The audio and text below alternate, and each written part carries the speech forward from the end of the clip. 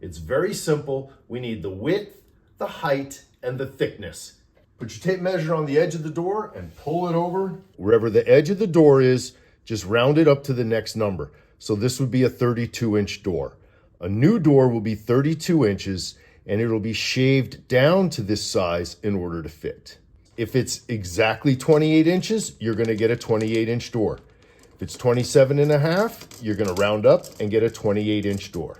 There are 3 standard heights for doors: 80 inches, 84 inches, and 96 inches. And you see this door is 79 and a half inches tall. So we round up to 80 inches. Let's say the door measured 83, then you would get an 84-inch door.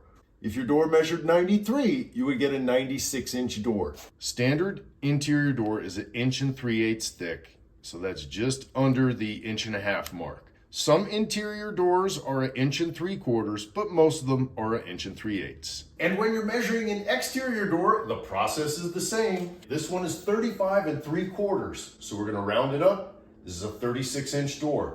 That's the most common measurement for a front door. This is 79 1/4 inches. That means we're gonna get an 80-inch door. This door is 1 3/4 inches thick, which is standard thickness for an exterior door. So now let's imagine we need to get a 32-inch interior door and a 36-inch exterior door. Let's go down to the Home Depot and see what's in stock. Now here is the slab section. These are the exterior slabs. This says 36 by 80 by 1 3/4 inches. These are all interior doors. They're all 80 inches tall by 1 3/8 inches thick. You can see from left to right, you've got 24 inches, 28 inches, 30 inches, 32 inches, and 36 inches. These are all standard interior sizes, so you could pick one of these.